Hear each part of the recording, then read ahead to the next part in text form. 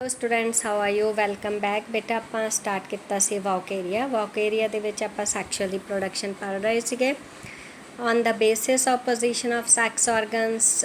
Walk area दी species ਜਿਹੜੀਆਂ ਉਹ ਅਲੱਗ-ਅਲੱਗ ਤਰ੍ਹਾਂ ਦੀਆਂ ਹੁੰਦੀਆਂ ਆ। ਕੁਝ ਸੈਸਿਲਸ ਸਪੀਸ਼ੀਜ਼ ਹੁੰਦੀਆਂ, ਕੁਝ ਜੈਮੀਨੇਟਾ। ਹੁਣ ਸੈਸਿਲਸ ਕੀ ਆ ਬੇਟਾ? ਜਦੋਂ ਮੇਨ ਫਿਲਾਮੈਂਟ ਤੋਂ ਹੀ ਸੈਕਸ ਔਰਗਨਸ ਅਰਾਈਜ਼ ਕਰਨ, ਜਿੱਥੇ ਸਟਾਕ ਨਹੀਂ ਹੁੰਦਾ ਹੈਗਾ, ਉਹਨਾਂ ਨੂੰ ਕਹਿੰਦੇ ਆ ਸੈਸਿਲਸ ਟਾਈਪ। ਅਤੇ ਜਦੋਂ ਮੇਨ ਫਿਲਾਮੈਂਟ ਜਿਹੜੀ ਆ ਉਤੋਂ ਬ੍ਰਾਂਚਿਸ ਅਰਾਈਜ਼ ਕਰਨ ਅਤੇ ਉਸ ਬ੍ਰਾਂਚ 'ਤੇ ਦੇਖੋ ਐਂਥਰੀਡੀਆ ਡਿਵੈਲਪ ਹੋ ਰਿਹਾ। ਮੇਨ ਫਿਲਾਮੈਂਟ ਆ, ਫਿਰ ਅੱਗੇ ਬ੍ਰਾਂਚ ਐਂਥਰੀਡੀਆ ਡਿਵੈਲਪ ਹੋਇਆ, ਆਹ ਲੇਟਰਲੀ ਜਾਂ ਸਾਈਡਸ 'ਤੇ ਓਗੋਨੀਆ ਡਿਵੈਲਪ ਹੋਇਆ। ਮਤਲਬ on some special branches develop ਹੁੰਦੇ ਆ ਸੈਕਸ ਔਰਗਨਸ, ਤਾਂ ਉਹਨਾਂ ਨੂੰ ਜੈਮੀਨੇਟਾ ਟਾਈਪ ਕਹਿੰਦੇ ਆ।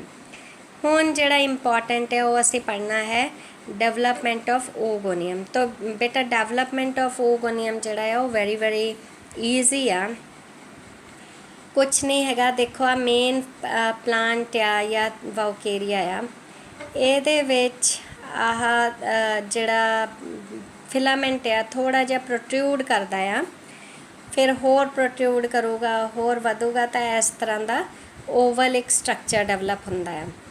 ਆਹ ਦੇਖੋ ਹੌਲੀ ਹੌਲੀ ਆਹ ਇੱਦਾਂ ਦਾ ਸਟਰਕਚਰ ਡਿਵੈਲਪ ਹੋ ਜਾਂਦਾ ਆ।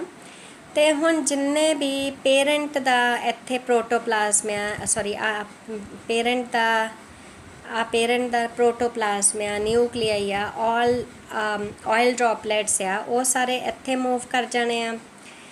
ਅਤੇ ਨਾਲ ਦੀ ਨਾਲ ਇੱਥੇ ਹੌਲੀ ਹੌਲੀ ਸੈਪਟਮ ਬਣਨਾ ਆ, ਤਾਂ ਕਿ ਜਦੋਂ ਮੈਚਿਓਰ ਹੋਣਾ ਆ, ਪੂਰੀ ਤਰ੍ਹਾਂ ਫਾਰਮ ਹੋ ਜਾਣਾ ਓਗੋਨੀਅਮ, ਤਾਂ ਇਹ ਸੈਪਰੇਟ ਹੋ ਜਾਵੇ ਫਰੋਮ ਪੇਰੈਂਟਸ।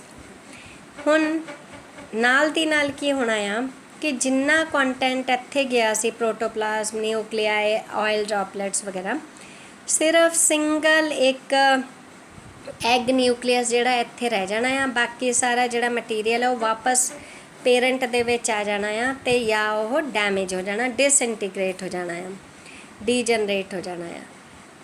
ਇਹ ਬਣ ਗਿਆ ਓਗੋਨੀਅਮ। ਜਦੋਂ ਮੈਚਿਓਰ ਓਗੋਨੀਅਮ ਹੋਣਾ ਆ ਤਾਂ ਇਹਦੇ ਵਿੱਚ ਇੱਕ ਬੀਕ ਲਾਈਕ ਸਟਰਕਚਰ ਡਿਵੈਲਪ ਹੋ ਜਾਣਾ ਆ। ਉਸ ਬੀਕ ਲਾਈਕ ਸਟਰਕਚਰ ਦੇ ਨੀਚੇ ਬਿਲਕੁਲ ਆਈ ਸਪੌਟ ਹੁੰਦਾ ਆ। ਇਹ ਬੀਕ ਲਾਈਕ ਸਟਰਕਚਰ ਕਿਉਂ ਡਿਵੈਲਪ ਹੁੰਦਾ ਆ? ਤਾਂ ਕਿ ਜਿਹੜਾ ਆਹ ਵਾਲੇ ਐਂਥਰੀਡੀਆ ਦੇ ਵਿੱਚ ਇੱਥੇ ਆ ਐਂਥਰੀਡੀਆ ਬਣਿਆ, ਇਸ ਐਂਥਰੀਡੀਆ ਦੇ ਵਿੱਚ ਬਣਨੇ ਆ ਐਂਥੀਰੋਜ਼ੋਇਡਸ, ਹੈ ਨਾ, ਫਲੈਜੇਲੇਟਡ। ਇਹਨਾਂ ਨੇ ਵਾਟਰ ਦੀ ਹੈਲਪ ਨਾਲ ਸਵਿਮ ਕਰਨਾ ਆ, ਤਾਂ ਇਹ ਬੀਕ ਤੋਂ ਫਟਣੀ ਆ ਵਾਲ, ਔਰ ਐਂਥੀਰੋਜ਼ੋਇਡ ਅੰਦਰ ਮੂਵ ਕਰਨੇ ਆ, ਅਤੇ ਇੱਥੇ ਜਿਹੜਾ ਓਵਮ ਹੁੰਦਾ ਆ ਉਹਦੇ ਨਾਲ ਫਿਊਜ਼ਨ, ਫਰਟੀਲਾਈਜੇਸ਼ਨ, ਜ਼ਾਈਗੋਟ, ਤਾਂ ਇਹ ਤਾਂ ਬੀਕ ਦਾ ਫਾਰਮੇਸ਼ਨ ਹੁੰਦਾ ਆ। ਹੁਣ ਬੇਟਾ ਮੈਚਿਓਰ ਓਗੋਨੀਅਮ ਦੇ ਸਟਰਕਚਰ ਤੁਹਾਨੂੰ ਪਤਾ ਹੀ ਆ ਕਿ ਓਵਲ ਹੋ ਗਿਆ ਜਾਂ ਸਫੈਰਿਕਲ, ਜਿੱਦਾਂ ਦਾ ਵੀ ਤੁਹਾਨੂੰ ਦਿਖਦਾ ਹੋਇਆ।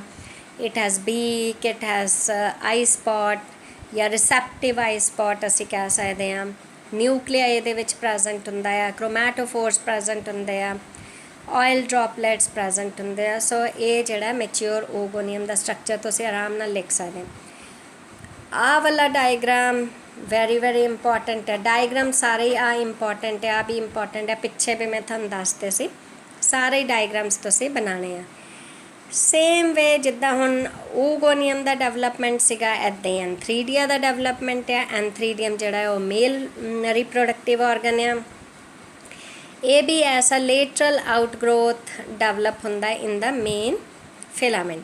ਥੋੜ੍ਹਾ ਜਿਹਾ ਤਾਂ ਤੁਹਾਨੂੰ ਉੱਪਰ ਆਹ ਦਿਖਦਾ ਹੀ ਆ ਕਿ ਇਹਦੇ ਵਿੱਚ ਆਹ ਜਿਹੜਾ ਮੇਨ ਫਿਲਾਮੈਂਟ ਆ ਵੱਧਦਾ ਆ, ਫਿਰ ਇਹ ਥੋੜ੍ਹਾ ਜਿਹਾ ਕੋਇਲਡ ਹੁੰਦਾ, ਕਰਵਡ ਹੋ ਜਾਂਦਾ ਆ, ਜਾਂ ਦਾਤੀ ਉਹ ਕੱਟਣ ਵਾਲੀ ਹੁੰਦੀ ਆ, ਉਸ ਸ਼ੇਪ ਦਾ ਇਹ ਹੋ ਜਾਣਾ ਆ। ਇਹਦੇ ਵਿੱਚ ਵੀ ਇੱਥੋਂ ਜਿਹੜੇ ਪ੍ਰੋਟੋਪਲਾਜ਼ਮ ਵਗੈਰਾ ਆ ਸਾਰਾ ਕੁਝ ਮੂਵ ਕਰ ਜਾਣਾ ਆ ਇਸ ਟਿਪ 'ਤੇ। ਹੌਲੀ ਹੌਲੀ ਸੈਪਟਮ ਡਿਵੈਲਪ ਹੋਣਾ ਆ, ਅਤੇ ਇਹਨੇ ਵੀ ਡੀਲਿਮਿਟ ਹੋ ਜਾਣਾ ਆ ਫਰੋਮ ਪੇਰੈਂਟ ਜਿਹੜੇ ਫਿਲਾਮੈਂਟ ਆ। ਇਹਦੇ ਵਿੱਚ ਵੀ ਨਿਊਕਲੀਆਈ ਵਗੈਰਾ ਸਾਰਾ ਕੁਝ ਪ੍ਰੈਜ਼ੈਂਟ ਹੀ ਹੋਣਾ ਆ, ਮੂਵ ਕਰ ਜਾਣਾ ਉੱਪਰ। ਅਤੇ ਨਿਊਕਲੀਅਸ ਜਿਹੜਾ ਆ along with small portion of cytoplasm, ਉਹਨੇ ਫਿਰ ਡਿਫਰੈਂਸ਼ੀਏਟ ਹੋ ਜਾਣਾ ਆ ਇਨਟੂ ਐਨਥੀਰੋਜ਼ੋਇਡ। ਮੈਂ ਪਹਿਲਾਂ ਵੀ ਦੱਸਿਆ ਕਿ ਐਨਥਰੀਡੀਅਮ ਦੇ ਅੰਦਰ ਆ ਐਨਥਰੀਡੀਅਮ ਮੇਲ ਸੈਕਸ ਆਰਗਨ ਆ, ਇਹਦੇ ਅੰਦਰ ਐਨਥੀਰੋਜ਼ੋਇਡ ਬਣਨਾ ਆ ਤੇ ਇੱਥੇ ਓਵਮ ਹੋਣਾ ਆ। ਇਹਨੇ ਐਨਥੀਰੋਜ਼ੋਇਡ ਨੇ ਨਿਕਲ ਕੇ ਇੱਥੇ ਪਹੁੰਚ ਕੇ ਫਿਊਜ਼ਨ ਫਰਟੀਲਾਈਜੇਸ਼ਨ ਜ਼ਾਈਗੋਟ, ਉਹ ਲਾਈਫ ਸਾਈਕਲ ਜਿਹੜਾ ਆ ਚੱਲਣਾ ਆ। ਫਿਰ ਨੈਕਸਟ ਬੇਟਾ ਆ ਦੇਖੋ, ਹੁਣ ਜਿਹੜਾ ਜੇ ਮੈਚਿਓਰ ਐਨਥਰੀਡੀਅਮ ਦੀ ਗੱਲ ਕਰੀਏ ਤਾਂ ਦੋ ਤਰ੍ਹਾਂ ਦੀ ਅਸੀਂ ਪਿੱਛੇ ਸਪੀਸ਼ੀਜ਼ ਪੜ੍ਹੀਆਂ। ਸੈਸਿਲਿਸ 'ਚ ਤਾਂ ਡਾਇਰੈਕਟ ਹੋ ਜਾਣਾ ਆ ਡਿਵੈਲਪ ਐਨਥਰੀਡੀਆ। ਜੈਮੀਨੇਟਾ ਪਹਿਲਾਂ ਸਟਾਕ ਬਣਨਾ ਆ, ਫਿਰ ਉੱਤੇ ਐਨਥਰੀਡੀਅਮ ਜਾਂ ਓਗੋਨੀਅਮ ਜਿਹੜਾ ਹੈ ਉਹ ਡਿਵੈਲਪ ਹੋਣਾ ਸਟਾਰਟ ਹੋਣਾ ਆ। ਇਹੀ ਬਸ ਫਰਕ ਹੈ, ਬਾਕੀ ਤਾਂ ਸਾਰਾ ਪ੍ਰੋਸੈਸ ਜਿਹੜਾ ਹੈ ਉਹ ਸੇਮ ਰਹਿਣਾ ਹੈ। ਹੁਣ ਐਨਥੀਰੋਜ਼ੋਇਡ ਦੇ ਵਿੱਚ ਆਪਾਂ ਕਿਹਾ ਕਿ ਬਾਈ ਫਲੈਜੀਲੇਟਡ ਹੁੰਦੇ ਆ, ਤਾਂ ਫਲੈਜੇਲਾ ਵਿਪਲੈਸ਼ ਟਾਈਪ ਹੁੰਦਾ ਆ। ਇਹ ਤੁਸੀਂ ਹੁਣ ਈਜ਼ੀ ਚੀਜ਼ਾਂ ਆ, 2 ਮੈਂਬਰਸ ਪੜ੍ਹ ਲਏ ਆ, ਹੈ ਨਾ, ਇਸ ਕਰਕੇ ਇਹਨੂੰ ਤੁਸੀਂ ਕਰ ਸਕਦੇ ਆ। ਫਿਊਜ਼ਨ ਫਰਟੀਲਾਈਜੇਸ਼ਨ ਜ਼ਾਈਗੋਟ ਤੱਕ ਤਾਂ ਈਜ਼ੀ ਆ ਸਾਰਾ। ਦੈਨ ਫਰਟੀਲਾਈਜੇਸ਼ਨ ਵੀ ਮੈਂ ਨਾਲ ਹੀ ਦੱਸਤਾ ਆ ਕਿ ਫਰਟੀਲਾਈਜੇਸ਼ਨ ਤੋਂ ਪਹਿਲਾਂ ਸਮਾਲ ਡ੍ਰੌਪ ਆਫ ਸਾਈਟੋਪਲਾਜ਼ਮ ਜਿਹੜੀ ਆ ਬਾਹਰ ਨਿਕਲਦੀ ਆ ਐਪੀਕਲ ਪੋਰ ਆਫ ਮੈਚਿਓਰ ਓਗੋਨੀਅਮ ਤੋਂ। ਬਹੁਤ ਸਾਰੇ ਐਨਥੀਰੋਜ਼ੋਇਡ ਜਿਹੜੇ ਲਿਬਰੇਟ ਹੁੰਦੇ ਆ ਐਨਥਰੀਡੀਅਮ ਤੋਂ, ਉਹ ਉਸ ਡ੍ਰੌਪ ਦੇ ਆਲੇ ਦੁਆਲੇ ਇਕੱਠੇ ਹੋ ਜਾਂਦੇ ਆ, ਠੀਕ ਹੈ। ਫਿਰ ਬਹੁਤ ਸਾਰੇ ਜਿਹੜੇ ਆ ਉਹ ਐਂਟਰ ਕਰਦੇ ਇਨਟੂ ਓਗੋਨੀਅਮ ਥਰੂ ਉਹੀ ਬੀਕ ਜਿਹੜੀ ਡਿਵੈਲਪ ਹੋਈ ਹੁੰਦੀ ਆ। ਵਨ ਜਿਹੜੀ ਆ ਉਹ ਓਗੋਨੀਅਮ ਆਈ ਸਪੌਟ ਤੋਂ ਅੰਦਰ ਇਸ ਮੈਂਬਰੇਨ ਤੱਕ ਤਾਂ ਬਹੁਤ ਸਾਰੇ ਪਹੁੰਚ ਜਾਂਦੇ ਆ ਉੱਪਰ ਜਿਹੜੀ, ਪਰ ਜਿੱਥੇ ਆਈ ਸਪੌਟ ਹੋਏਗਾ ਉਸ ਆਈ ਸਪੌਟ ਤੋਂ ਸਿਰਫ ਇੱਕੋ ਹੀ ਐਨਥੀਰੋਜ਼ੋਇਡ ਜਿਹੜਾ ਅੰਦਰ ਮੂਵ ਕਰਨਾ ਆ। Male or female nuclei come close to each other. Smaller male nuclei increases in size, size ਵੱਧ ਜਾਂਦਾ ਆ, ਤੇ ਫੀਮੇਲ ਨਿਊਕਲੀਅਸ ਜਿੱਡਾ ਹੀ ਵੱਡਾ ਹੋ ਜਾਂਦਾ ਆ। ਦੋਨੋਂ ਨਿਊਕਲੀਆਈ ਫਿਊਜ਼ ਹੋ ਜਾਂਦੇ with each other, resulting in the formation of diploid nucleus, ਹੈ ਨਾ। ਜ਼ਾਈਗੋਟ ਬਣਨ ਤੋਂ ਪਹਿਲਾਂ ਉਹ ਡਿਪਲੋਇਡ ਹੋ ਜਾਂਦੇ ਆ। ਜ਼ਾਈਗੋਟ ਜਿਹੜਾ ਆ ਇਹ ਆਪਣੇ ਆਲੇ ਦੁਆਲੇ 3 ਤੋਂ 7 ਲੇਅਰਸ ਦੀ ਵਾਲ ਸਿਕ੍ਰੀਟ ਕਰ ਲੈਂਦਾ ਆ। ਕ੍ਰੋਮੈਟੋਫੋਰਸ ਡਿਸਅਪੀਅਰ ਹੋ ਜਾਂਦੇ ਆ। ਆਇਲ ਡ੍ਰੌਪਲੇਟਸ ਜਿਹੜੇ ਆ ਉਹ ਵੀ ਖਤਮ ਹੋ ਜਾਂਦੇ ਆ। ਪ੍ਰੋਮੀਨੈਂਟ ਆਇਲ ਗਲੋਬਿਊਲਸ ਜਿਹੜੇ ਆ ਜਿਹੜੇ ਛੋਟੇ ਛੋਟੇ ਸਾਰੇ ਆਇਲ ਡ੍ਰੌਪਲੇਟਸ ਆ ਉਹ ਇਕੱਠੇ ਹੋ ਕੇ ਵੱਡੇ ਆਇਲ ਡ੍ਰੌਪਲੇਟਸ ਜਾਂ ਗਲੋਬਿਊਲ ਫਾਰਮ ਕਰ ਲੈਂਦਾ ਆ। ਜ਼ਾਈਗੋਟ ਦੇ ਵਿੱਚ ਡਿਵੈਲਪ ਹੋ ਜਾਂਦੀਆਂ ਆ ਛੋਟੀਆਂ ਛੋਟੀਆਂ ਬਰਾਊਨ ਰੈਡਿਸ਼ ਬੋਡੀਜ਼, ਅਤੇ ਇਸ ਸਟੇਜ 'ਤੇ ਜਿਹੜਾ ਜ਼ਾਈਗੋਟ ਆ ਉਹ ਲਿਬਰੇਟ ਹੁੰਦਾ ਆ ਬਾਈ ਡੀਕੇ ਆਫ ਓਗੋਨੀਅਲ ਵਾਲ। ਤਾਂ ਹਾਲੇ ਤੱਕ ਜਿੰਨਾ ਵੀ ਡਿਵੈਲਪਮੈਂਟ ਹੋ ਰਿਹਾ ਸੀਗਾ ਜ਼ਾਈਗੋਟ ਬਣਨ ਦਾ, ਉਹ ਸਾਰਾ ਓਗੋਨੀਅਮ ਦੇ ਅੰਦਰ ਹੋ ਰਿਹਾ ਸੀ। ਹੌਲੀ ਹੌਲੀ ਓਗੋਨੀਅਮ ਦੀ ਵਾਲ ਫਟਣੀ ਆ ਅਤੇ ਜ਼ਾਈਗੋਟ ਜਿਹੜਾ ਆ ਉਹ ਬਾਹਰ ਲਿਬਰੇਟ ਹੋ ਜਾਣਾ ਆ। ਔਰ ਉਹਨੇ ਫਿਊ ਮੰਥਸ, ਹੁਣ ਇਹ ਚੀਜ਼ ਧਿਆਨ ਰੱਖਣ ਵਾਲੀ ਆ ਕਿ ਵਾਊਕੇਰੀਆ ਦੇ ਵਿੱਚ ਜ਼ਾਈਗੋਟ ਕੁਛ ਮਹੀਨਿਆਂ ਤੱਕ ਰੈਸਟਿੰਗ ਕੰਡੀਸ਼ਨ 'ਤੇ ਰਹਿੰਦਾ ਆ, ਫਿਰ ਉਹਦਾ ਜਰਮੀਨੇਸ਼ਨ ਜਿਹੜਾ ਆ ਉਹ ਸਟਾਰਟ ਹੁੰਦਾ ਆ। ਤਾਂ ਬੇਟਾ ਆਹ ਦੇਖੋ ਡਾਇਗਰਾਮ ਦੇ ਵਿੱਚ ਸਾਰਾ ਕੁਝ ਕਲੀਅਰ ਆ। ਆਹ ਓਗੋਨੀਅਮ ਬਣਿਆ, ਇਹਦੇ ਵਿੱਚ ਬੀਕ ਰਿਸੈਪਟਿਵ ਆਈ ਸਪੌਟ ਆ। ਆਹ ਐਨਥਰੀਡੀਅਮ, ਇਹਦੇ ਵਿੱਚ ਆ ਦੇਖੋ ਐਨਥੀਰੋਜ਼ੋਇਡ ਬਣੇ ਆ ਐਨਥਰੀਡੀਅਮ ਦੇ ਅੰਦਰ। ਐਨਥੀਰੋਜ਼ੋਇਡ ਇਹਨੂੰ ਫਾੜ ਕੇ ਬਾਹਰ ਨਿਕਲੇ। ਇਨ ਦਾ ਮੀਨ ਟਾਈਮ ਇਹਨੇ ਇੱਕ ਸਾਈਟੋਪਲਾਜ਼ਮ ਦੀ ਡ੍ਰੌਪ ਬਾਹਰ ਕੱਢਣੀ ਆ। ਉਸ ਡ੍ਰੌਪ ਦੀ ਸਮੈਲ ਨਾਲ ਸਾਰੇ ਐਨਥੀਰੋਜ਼ੋਇਡਸ ਉਹਦੇ ਵੱਲ ਨੂੰ ਅਟਰੈਕਟ ਹੋ ਕੇ ਡ੍ਰੌਪ ਦੇ ਆਲੇ ਦੁਆਲੇ ਇਕੱਠੇ ਹੋ ਜਾਣੇ ਆ। ਉਹੀ ਡ੍ਰੌਪ ਜਿਹੜੀ ਆ ਬੀਕ ਦੇ ਥਰੂ ਅੰਦਰ ਜਾਣੀ ਆ। ਪਰ ਬਹੁਤ ਸਾਰੇ ਜਿਹੜੇ ਐਨਥੀਰੋਜ਼ੋਇਡਸ ਇੱਕ ਮੈਂਬਰੇਨ ਤੋਂ ਤਾਂ ਅੰਦਰ ਚਲੇ ਜਾਣੇ ਆ ਬੀਕ ਤੋਂ, ਲੇਕਿਨ ਰਿਸੈਪਟਿਵ ਆਈ ਸਪੌਟ ਤੋਂ ਸਿਰਫ ਇੱਕੋ ਹੀ ਐਨਥੀਰੋਜ਼ੋਇਡ ਅੰਦਰ ਮੂਵ ਕਰਨਾ ਆ। ਫਿਰ ਹੁਣ ਅੰਦਰ ਇੱਥੇ ਦੇਖੋ ਫੀਮੇਲ ਓਵਮ ਜਾਂ ਨਿਊਕਲੀਆਈ ਪ੍ਰੈਜ਼ੈਂਟ ਹੁੰਦਾ ਆ, ਤਾਂ ਮੇਲ ਐਨਥੀਰੋਜ਼ੋਇਡ ਅੰਦਰ ਪਹੁੰਚ ਕੇ ਫਿਊਜ਼ਨ ਫਰਟੀਲਾਈਜੇਸ਼ਨ ਜ਼ਾਈਗੋਟ। ਹੁਣ ਆਹ ਜ਼ਾਈਗੋਟ ਵੀ ਅੰਦਰ ਹੀ ਬਣਿਆ। ਜਦੋਂ ਜ਼ਾਈਗੋਟ ਪੂਰਾ ਬਣ ਜਾਣਾ ਇਹਦੀ ਵਾਲ ਫਟਣੀ ਆ ਅਤੇ ਜ਼ਾਈਗੋਟ ਜਿਹੜਾ ਬਾਹਰ ਲਿਬਰੇਟ ਹੋ ਜਾਣਾ। ਜਦੋਂ ਲਿਬਰੇਟ ਹੋਣਾ ਇਹਦੇ ਆਲੇ ਦੁਆਲੇ 3 ਤੋਂ 7 ਲੇਅਰਡ ਇਹ ਹੋਣਾ ਆ। ਕੁਛ ਮਹੀਨੇ ਇਹਨੇ ਪਿਆ ਰਹਿਣਾ। ਫਿਰ ਦੇਖੋ ਇਹਦਾ ਜਰਮੀਨੇਸ਼ਨ ਜਿਹੜਾ ਸਟਾਰਟ ਹੋਣਾ ਆ। ਜਰਮੀਨੇਸ਼ਨ ਸੇਮ ਆ ਕਿ ਥੱਲੇ ਨੂੰ ਵੀ ਇਹਦੀ ਵਾਲ ਵਧਣੀ ਆ, ਉੱਪਰ ਨੂੰ ਵੀ ਉੱਪਰ ਵਾਲੇ ਨੇ ਪੂਰਾ ਫਿਲਾਮੈਂਟ ਬਣਾਉਣਾ, ਥੱਲੇ ਵਾਲੇ ਨੇ ਹੈਪਟਰੋਨ ਜਾਂ ਰਾਈਜ਼ੋਇਡ ਉਹ ਸਬਸਟ੍ਰੈਟਮ ਨਾਲ ਚਿਪਕ ਜਾਣਾ ਆ। ਠੀਕ ਹੈ ਬੇਟਾ, ਇੱਦਾਂ ਹੀ ਤੁਸੀਂ ਇਹ ਸਾਰੇ ਹੀ ਡਾਇਗਰਾਮ ਵੈਰੀ ਇੰਪੋਰਟੈਂਟ ਆ ਵੀ ਸਾਰੇ ਹੀ ਬਣਾਉਣੇ ਆ, ਔਰ ਲਾਈਫ ਸਾਈਕਲ ਇੱਦਾਂ ਹੀ ਸਾਰਾ ਤੁਹਾਡਾ ਕੰਪਲੀਟ ਹੋ ਜਾਣਾ ਆ। ਹੁਣ ਜ਼ਾਈਗੋਟ ਜਦੋਂ 3-4 ਮਹੀਨਿਆਂ ਬਾਅਦ ਜਦੋਂ ਫੇਵਰੇਬਲ ਕੰਡੀਸ਼ਨਸ ਆ ਜਾਣੀਆਂ ਆ ਤਾਂ ਜ਼ਾਈਗੋਟ ਨੇ ਜਰਮੀਨੇਟ ਹੋਣਾ ਸਟਾਰਟ ਹੋਣਾ ਆ। ਪ੍ਰਾਇਰ ਟੂ ਜਰਮੀਨੇਸ਼ਨ, ਪ੍ਰਾਇਰ ਮਤਲਬ ਪਹਿਲਾਂ, ਜਰਮੀਨੇਸ਼ਨ ਤੋਂ ਪਹਿਲਾਂ ਡਿਪਲੋਇਡ ਨਿਊਕਲੀਅਸ ਜਿਹੜਾ ਆ ਉਹ ਮੀਓਸਿਸ ਦੇ ਦੁਆਰਾ ਮੀਆਈਓਸਿਸ ਦੇ ਦੁਆਰਾ ਡਿਵਾਈਡ ਹੁੰਦਾ ਆ। ਜ਼ਾਈਗੋਟ ਜਰਮੀਨੇਟ ਡਾਇਰੈਕਟਲੀ ਬਾਈ ਗਿਵਿੰਗ ਆਊਟ ਕਲਰਲੈਸ ਗ੍ਰੀਨ ਟਿਊਬ। ਆ ਮੈਂ ਤੁਹਾਨੂੰ ਹੁਣੇ ਹੀ ਡਾਇਗਰਾਮ 'ਚ ਦਿਖਾਈ ਸੀਗੀ, ਆ ਦੇਖੋ ਕਲਰਲੈਸ, ਇਹ ਗ੍ਰੀਨ ਕਲਰ ਦੀ ਟਿਊਬ, ਸਟਾਰਟਿੰਗ 'ਚ ਗ੍ਰੀਨ ਕਲਰ ਦੀ ਟਿਊਬ ਲਾਈਕ ਸਟਰਕਚਰ ਨਿਕਲਣੀ ਆ ਬਾਹਰ, ਤੇ ਸੌਰੀ ਕਲਰਲੈਸ ਜਰਮ ਟਿਊਬ, ਇਹਨੂੰ ਜਰਮ ਟਿਊਬ ਕਹਿੰਦੇ ਆ ਬੇਟਾ। ਇਹ ਕੀ ਆ? ਜਰਮ ਟਿਊਬ, ਇਹ ਕਲਰਲੈਸ ਹੁੰਦੀ ਹੈ germ tube, GERM, germ tube ਨਿਕਲਣੀ ਆ। ਤੇ ਇਹ ਤੋਂ ਫਿਰ ਹੌਲੀ ਹੌਲੀ ਪੂਰਾ ਨਿਊ ਫਿਲਾਮੈਂਟ ਬਣ ਜਾਣਾ ਹੈ। ਇਹ ਹੋ ਗਿਆ ਸੀ ਜਰਮੀਨੇਸ਼ਨ ਆਫ ਜ਼ਾਈਗੋਟ। ਇੱਦਾਂ ਹੀ ਬੇਟਾ ਲਾਈਫ ਸਾਈਕਲ ਤਾਂ ਫਿਰ ਬਹੁਤ ਈਜ਼ੀ ਆ।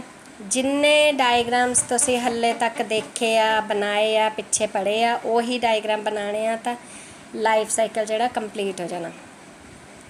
ਆ ਵੈਜੀਟੇਟਿਵ ਪੇਰੈਂਟ ਪਲਾਂਟ ਆ, ਇੱਕ ਬ੍ਰਾਂਚ 'ਤੇ ਜਿਹੜਾ ਆ ਅਸੀਂ ਪਹਿਲਾਂ ਏਸੈਕਸ਼ੁਅਲ ਪੜ੍ਹਨਾ ਆ ਤਾਂ ਸਪਰੈਂਜੀਅਮ ਦੇ ਅੰਦਰ ਦੇਖੋ ਯੂਸਪੋਰਾ ਬਾਹਰ ਨਿਕਲਿਆ, ਜਰਮੀਨੇਟ ਹੋਇਆ ਨਿਊ ਫਿਲਾਮੈਂਟ।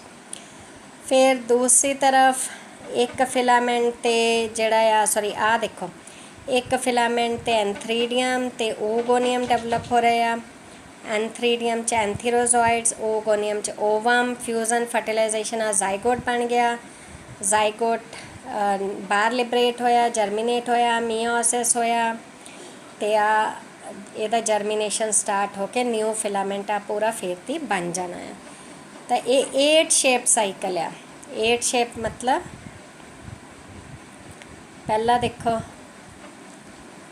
ਇਸ ਤਰ੍ਹਾਂ ਇੱਥੋਂ ਸਟਾਰਟ ਕਰਨਾ ਆ, ਤੁਸੀਂ ਐਂ ਜਾਣਾ ਆ, ਫਿਰ ਇੱਥੋਂ ਸਟਾਰਟ ਕਰਨਾ ਆ ਤਾਂ ਐਂ ਜਾਣਾ ਆ। ਤਾਂ ਦਿਸ ਇਜ਼ 8 ਸ਼ੇਪਡ ਸਾਈਕਲ। ਇੱਦਾਂ ਯਾਦ ਰੱਖ ਲਈਦਾ ਹੁੰਦਾ ਆ। ਲਾਈਫ ਸਾਈਕਲ ਫਿਰ ਇਹਦਾ ਇਹੀ ਹੈ, ਸੈਕਸ਼ੁਅਲ ਲਾਈਫ ਸਾਈਕਲ ਜਿਹੜਾ ਵਾਊਕੇਰੀਆ ਦਾ ਉਹ ਦਿੱਤਾ ਹੋਇਆ ਆ। ਵੈਜੀਟੇਟਿਵ ਪਲਾਂਟ ਬੋਡੀ ਐਲਗੇ ਦੀ ਹੈਪਲੋਇਡ। ਹੁਣ ਇਹ ਚੀਜ਼ ਧਿਆਨ ਰੱਖਣੀ ਆ, ਵੈਜੀਟੇਟਿਵ ਪਲਾਂਟ ਬੋਡੀ ਹੈਪਲੋਇਡ ਗੈਮੀਟੋਫਾਈਟਿਕ ਹੁੰਦੀ ਆ, ਰੀਪਰੋਡਿਊਸ ਕਰਦਾ ਏਸੈਕਸ਼ੁਅਲੀ ਤਾਂ ਸਪੋਰਸ ਬਣਨੇ ਆ। ਸੈਕਸ਼ੁਅਲ ਰੀਪਰੋਡਕਸ਼ਨ 'ਚ ਓਗੈਮਸ, ਤੇ ਓਗੈਮਸ ਦੇ ਅੰਦਰ ਓਵਮ, ਐਂਥੀਰੋਜ਼ੋਇਡਸ ਐਂਥਰੀਡੀਅਮ ਦੇ ਅੰਦਰ ਬਣਨੇ ਆ। ਫਿਊਜ਼ਨ ਫਰਟੀਲਾਈਜੇਸ਼ਨ ਜ਼ਾਈਗੋਟ ਹੈ ਨਾ, ਇੰਨਾ ਬਣ ਗਿਆ। ਜ਼ਾਈਗੋਟ ਜਰਮੀਨੇਟ ਕਰਨਾ ਆ 3 ਮਹੀਨਿਆਂ ਬਾਅਦ ਰੈਸਟਿੰਗ ਕੰਡੀਸ਼ਨ ਤੋਂ ਬਾਅਦ। First zygotic nuclear division is meiosis. ਇਹ ਵੈਰੀ ਇੰਪੋਰਟੈਂਟ ਆ, ਤੁਹਾਨੂੰ ਪੁੱਛ ਸਕਦੇ ਆ ਲਾਈਫ ਸਾਈਕਲ ਦੇ ਵਿੱਚ ਜ਼ਾਈਗੋਟਿਕ ਡਿਵੀਜ਼ਨ ਕਿੱਦਾਂ ਦੀ ਹੁੰਦੀ ਆ। ਤਾਂ first zygotic nuclear division is ਮੀਓਸਿਸ। ਤਾਂ ਰਿਜ਼ਲਟਿੰਗ ਪਲਾਂਟ ਬੋਡੀ ਜਿਹੜੀ ਉਹ ਤੋਂ ਬਣਨੀ ਆ ਉਹ ਗੈਮੀਟੋਫਾਈਟ ਹੋਣੀ ਆ। ਤਾਂ ਸਪੋਰਸ ਤੋਂ ਬੇਟਾ ਬਣਨਾ ਆ ਜ਼ਾਈਗੋਟ ਤੋਂ ਬਣਨਾ ਆ ਕੀ ਬਣਨਾ ਆ? Gametophytic body. ਤਾਂ no regular alternation of generation, life cycle is haplontic type. ਪਿੱਛੇ ਤੁਸੀਂ ਹੋ ਸਕਦਾ ਮੈਨੂੰ ਯਾਦ ਨਹੀਂ ਹੈਗਾ, ਹੁਣ ਤੁਸੀਂ ਦੇਖ ਲਿਓ। ਆਲਟਰਨੇਸ਼ਨ ਆਫ ਜਨਰੇਸ਼ਨ ਕੀ ਸਪੋਰੋਫਿਟਿਕ ਫੇਸ ਔਰ ਗੈਮੀਟੋਫਿਟਿਕ ਫੇਸ ਪੜ੍ਹੀ ਹੋਣੀ ਆ।